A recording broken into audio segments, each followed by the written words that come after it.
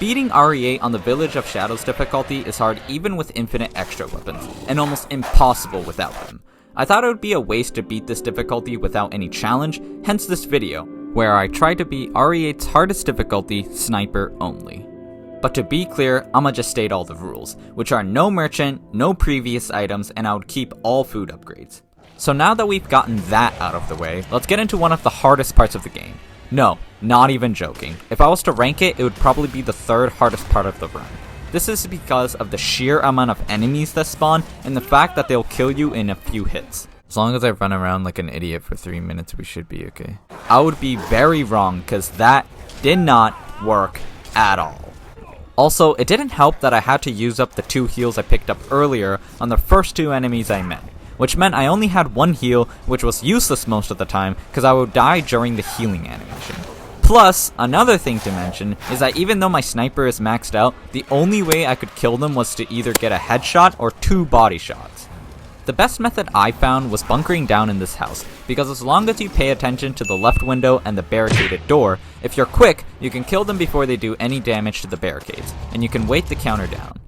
It took me multiple tries as the barricades would break and I would inevitably die in the outside world. But unlike my 7th try, Urias finally showed up, which meant I only had like a minute left before I would trigger the cutscene and be done with this section.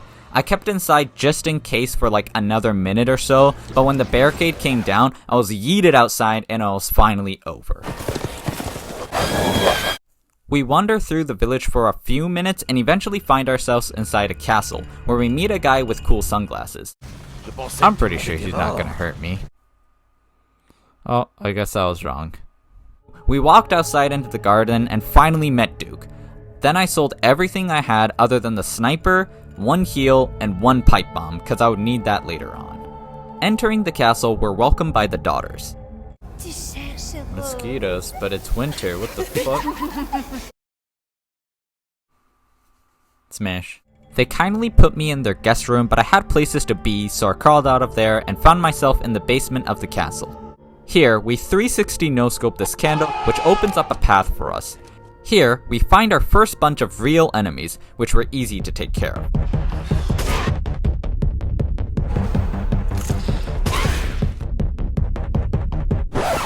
How are you on fire, dude?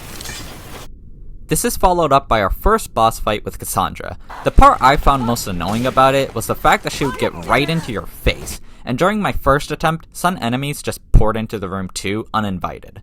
What just happened? Where did you come from? My second try was even worse, as I died on my way to the boss fight.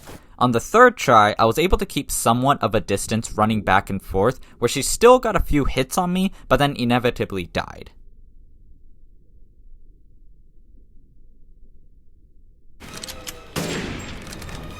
Can you just die and end my suffering, please? Even in death you are annoying. Escaping to the courtyard, we find ourselves in another basement and contemplated if the liquid was wine or blood. Either way, probably not a good way to store your inventory. I finally got back to surface level, but immediately got put through the floor by Lady Dimitrescu.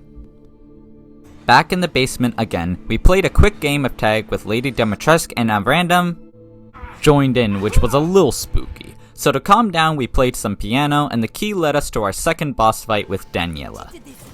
Her boss fight was actually pretty funny, because she would get so ballsy, but whenever you opened the sunroof, she just started going. She was much easier to deal with than Cassandra, and the boss fight ended without trouble. Next, we head up for a change where we shoot some bats on the roof, and this is actually where you legitimately get the sniper rifle. And this part is pretty fun because you get to go on a zipline. Ethan's bloodlust has no end, so we go to kill the third and final daughter, Bela. This is where the pipe bomb from earlier comes in because we need it to blow up the wall. And you'll find this as a theme throughout most of the boss fights during this run. They'll do big damage to us, but we also do big damage to them. So long as we keep a distance, the fight will be over in no time. After our ruthlessness, the only living being left in the castle is Lady Dimitrescu. Ow. She kindly takes us all the way up to the tower for a beautiful view, and I returned the gesture by shooting her in the face. A lot of times.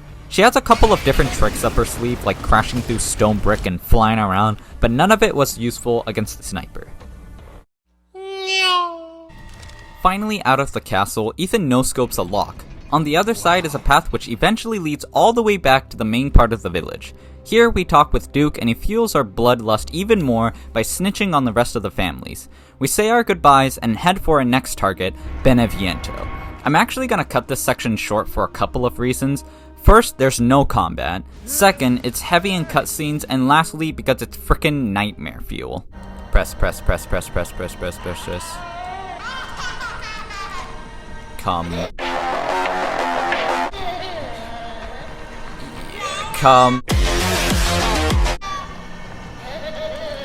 You see what I mean? So basically, to sum it up, I broke into her house, took some mushrooms, eliminated her, and took her stuff. Stealing your little doll though. Taking that. Souvenir. Next up on the hit list is Moru, the friendly mermaid. He lives in another village to the south, and on the journey there, we were greeted by a puppy. Actually, make that 2 puppies, which luckily turned out to be unproblematic. The entrance of the village is blocked by green goo and an insanely long elevator ride. At the bottom, we meet Moru and immediately steal his flask, cause Ethan is mean. And bro told us to meet him outside before he escaped into the goo. Unfortunately, I'm not a fish like him, so I must borrow a boat from the locals.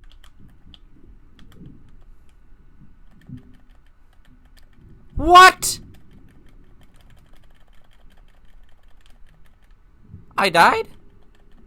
Now with the keys, we meet up with Moru, but since bro missed breakfast, he kept trying to eat us. Pair this with Ethan's ruthlessness, he becomes determined to kill him. But before we do that, we need to climb up the windmill, aka the f*** away from this guy. Bye bye fish man. Super. After destroying his habitat, we're now able to exploit his weakness and we pull up to the boss fight. His acid puke did screw up Ethan's hands, but it didn't take long for the fishman to topple over. Making it back to the main village, we see weird suspicious signs, so we followed them, and it leads us to a horde of lichens, aka Ethan's bread and butter.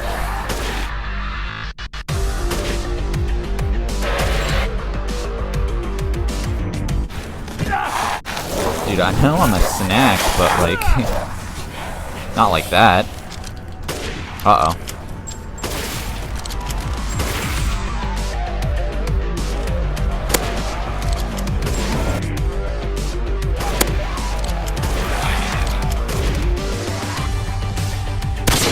Wow, that was a crap ton of enemies.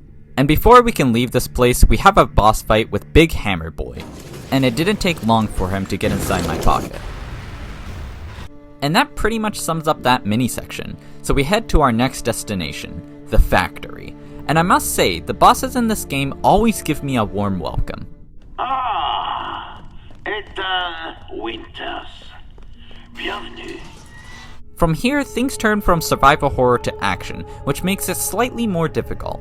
There are still regular enemies, but most of the ones we'll encounter are the heavy-duty kind, mixed in with some surprises. A big boy? Why is there a big boy?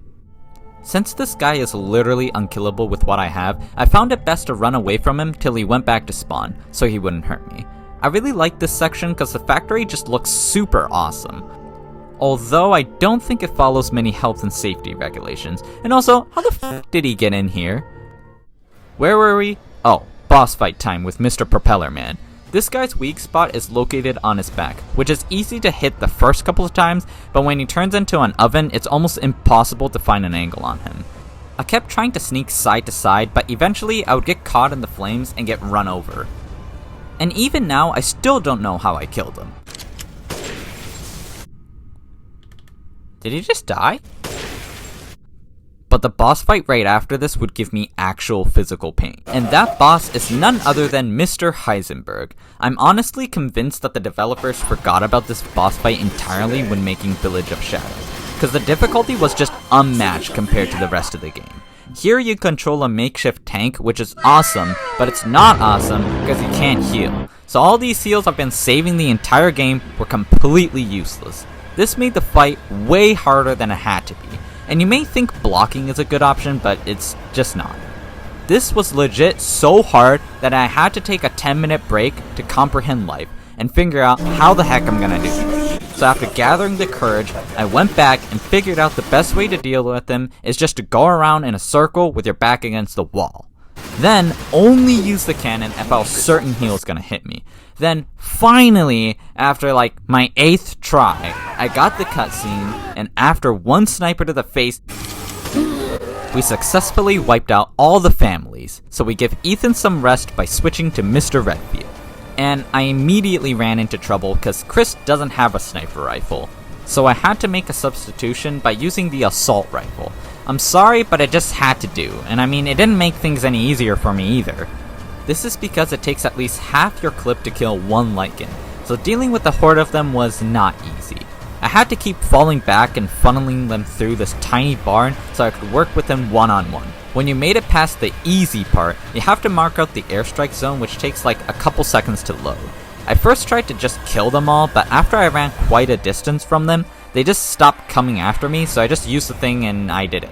But by far, the hardest part of the Chris section was definitely the boss fight. This wasn't as hard as Heisenberg, but it was like the second hardest part of the game.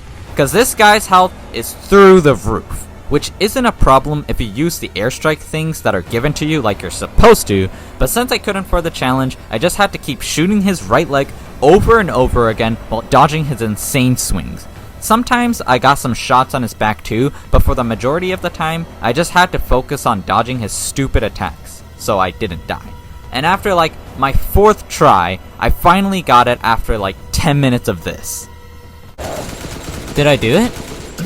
Oh my god, I did it! Holy crap, that took literally like 20 minutes.